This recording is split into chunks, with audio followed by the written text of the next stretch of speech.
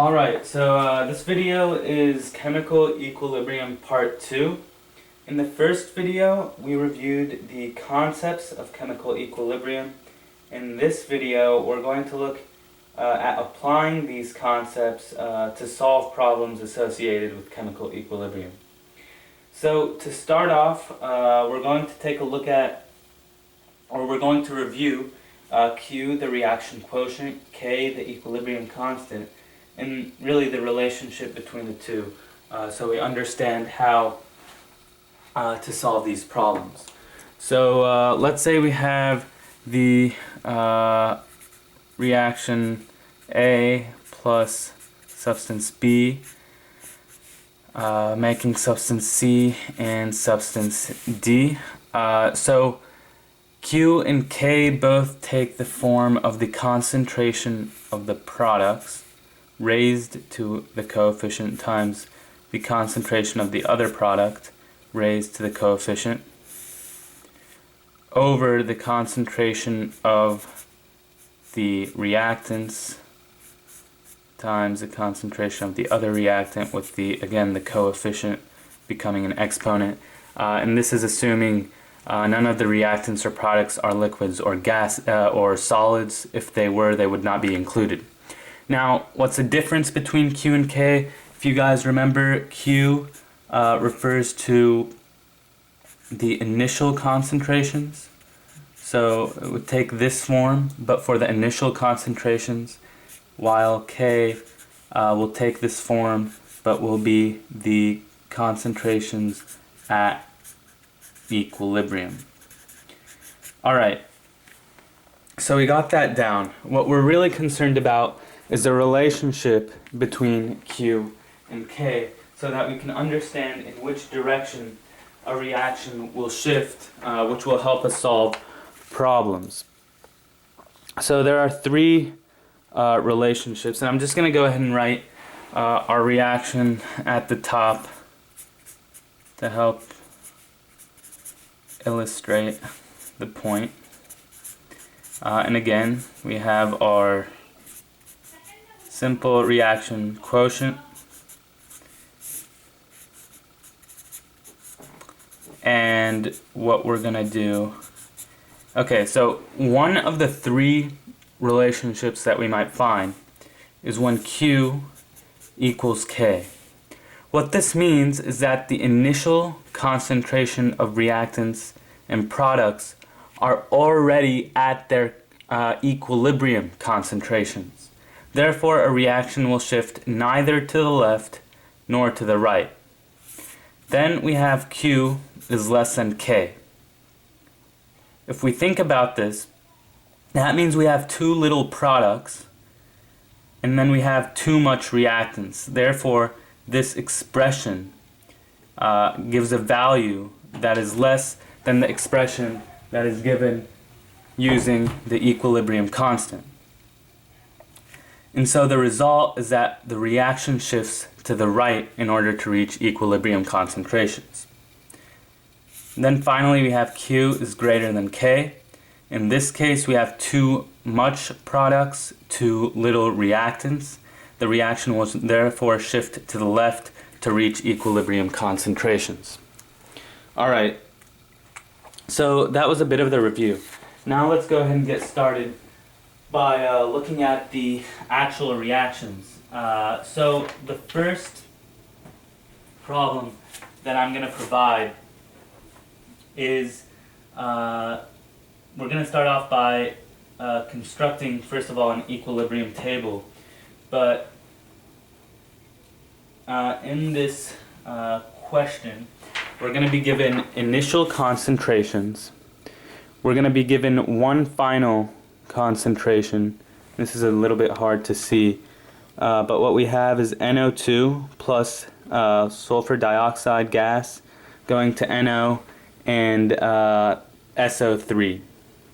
So what we typically do in these problems is construct what we call an ICE table. And what this is, it's just an acronym. What we have is the initial concentration, and then we're going to chart the change And then finally, we're going to be looking at the equilibrium concentration. So let's say in this problem, we're told that our initial concentrations are 0.25 moles per liter each. So let's go ahead and write our initial concentrations up top. Sorry about scrunching at the side, but that's 0.250 molar. And let's say that we're told the equilibrium concentration for NO2 gas is 0.261 moles per liter. What this means is that the concentration increased, clearly. In other words, these reactants, NO and SO3, reacted to form NO2 gas. Since there's a 1-to-1 mole ratio between all of these, if these are reacting to form NO2 gas, they must have also reacted to form SO2 gas. And as I said before, since there's a 1-to-1 mole ratio between everything, we'll say that the change is just simply positive X. And therefore this will also be positive X. And again, since they are reacting, that means the concentrations of NO and SO3 will decrease. Since there's a 1-to-1 mole ratio, these will simply be negative X and negative X. X simply equals 0.261 minus 0.250, which equals 0.011. And so this is what this equals X. From this information, we can calculate the equilibrium concentrations of each of the substances. So this SO2 equilibrium concentration will also be 0.261. And then the other ones will be 0.250 minus X, where X is 0.001, so 0.239, 0.239. Therefore, the equilibrium constant becomes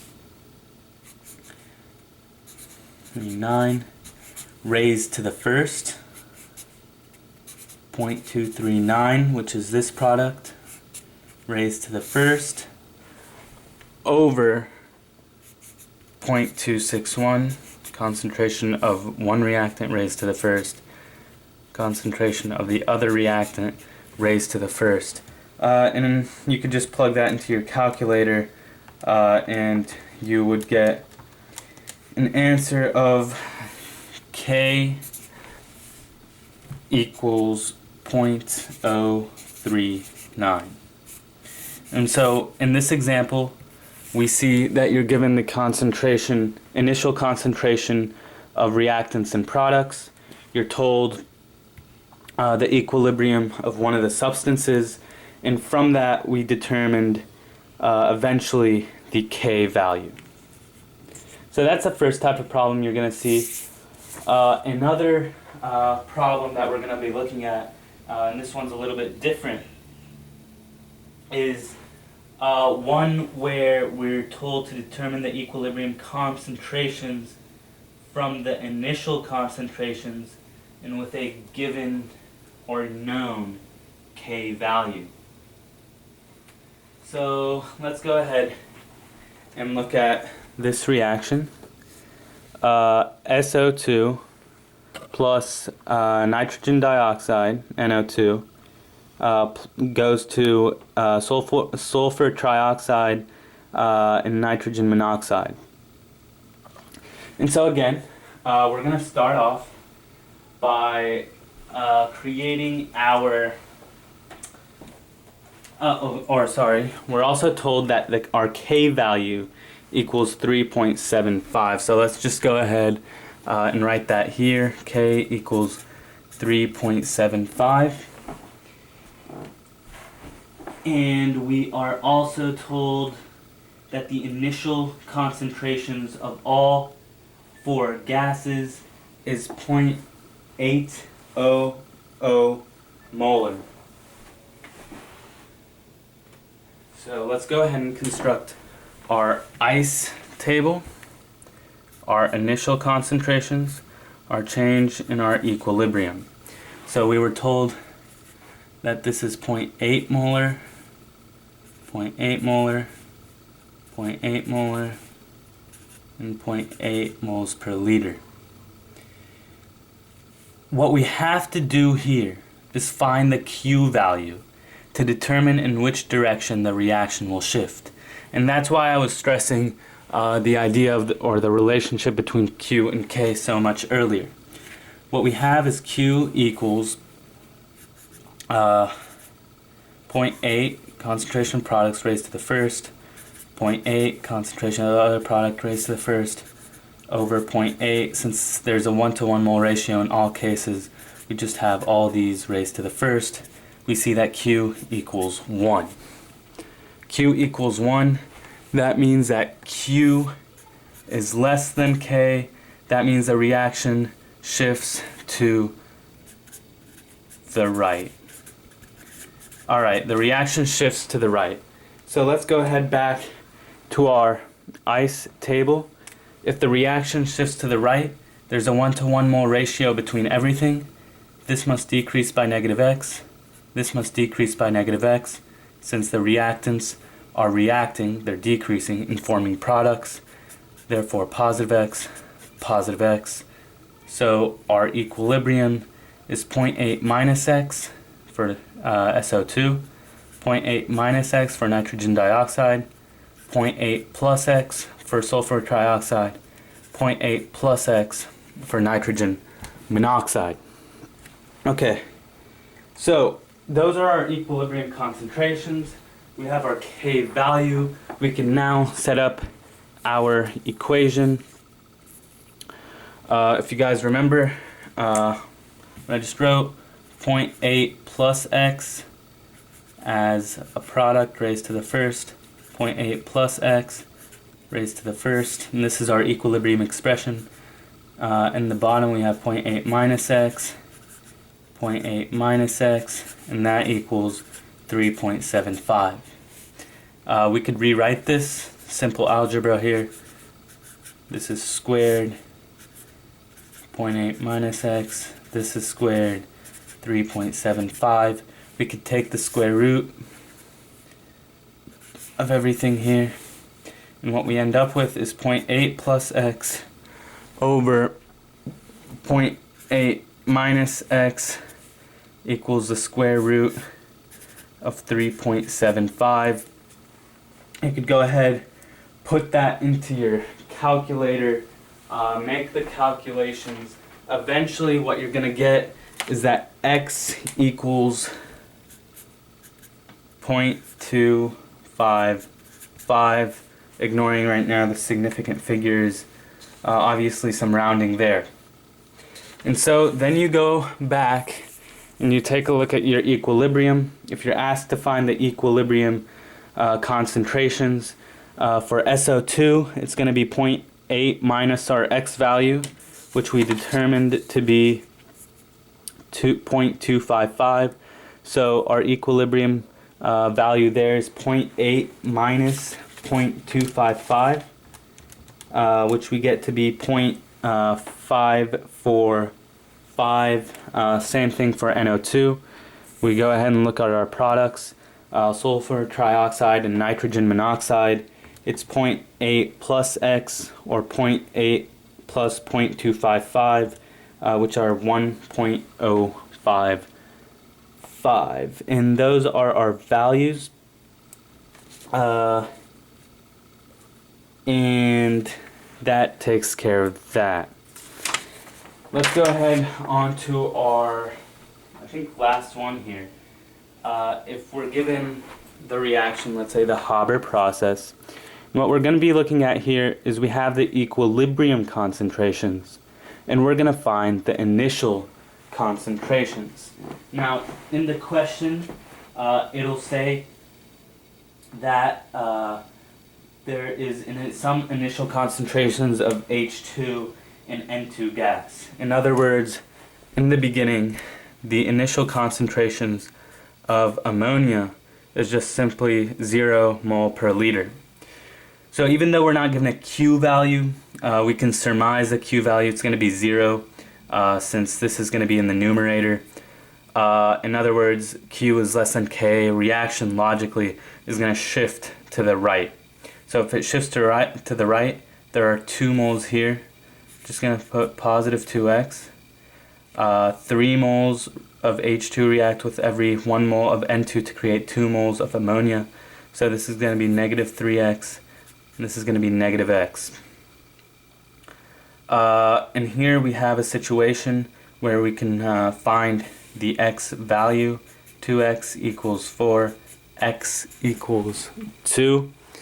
And so logically, if we have our initial minus our equilibrium, our initial is unknown at this point, but since we found out x, we can find out I. Simply put, it's going to be 10 moles per liter. 10, obviously minus 2 is 8. In this case, for H2 gas, our change is negative 6 molar, so our initial is 11.0 molar. And so that concludes those questions. Now, you might also get questions in the form of KSP values, and the same principle applies. KSP is just simply the equilibrium constant or the solubility product constant. It's really the same idea, equilibrium constant, but for a substance that is dissolving in solution. The only difference there is that includes a solid, and you want to be aware of that when you're writing your equilibrium expressions. The same idea is applied with Ka and Kb. For example, let's go ahead and look at, just real quick, the ammonia and H2O.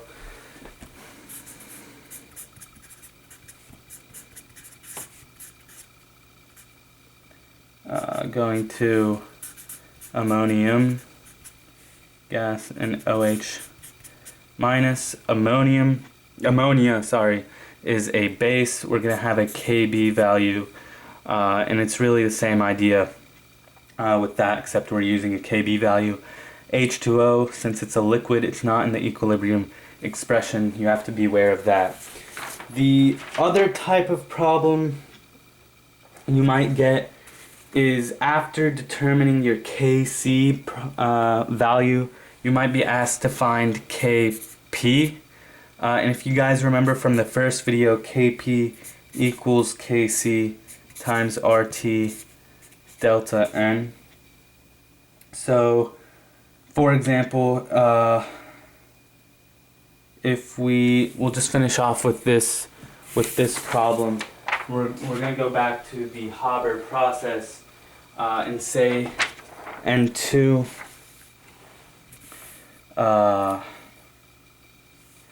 N2 gas plus 3H2 gas goes to our ammonia, NH3 gas. We're going to do our ice table. Let's say we have initial concentrations. We'll say the equilibrium is at 570 Kelvin. We'll say we have initial concentrations 0.5, 0.2, and 0.2. And let's say after calculating our equilibrium values, we also have 0.5, 0.2, and 0.2. For the sake of looking at the Kp value. So the Kc is going to be 0.20 raised to the second, since that's a coefficient. 0.5 times 0.2 raised to the third. So after we determine our Kc value, we could look at our Kp, Kp is going to be this Kc value that we just calculated times RT. T is given, I said 570 Kelvin at the beginning. R is a known value. It's a universal gas constant raised to the delta N, which is the coefficient here of the products, minus the sum of the coefficients of the reactants, 3 plus 1, or -2. And so in the end, what we're going to get as our Kp is simply the Kc value we calculated up top, our known values raised to delta N, which we calculated to be -2. And so those are probably most of the problems that you're going to find in terms of equilibrium constants, equilibrium expressions, and chemical equilibrium. So that concludes our video. Thanks, and hope you learned something.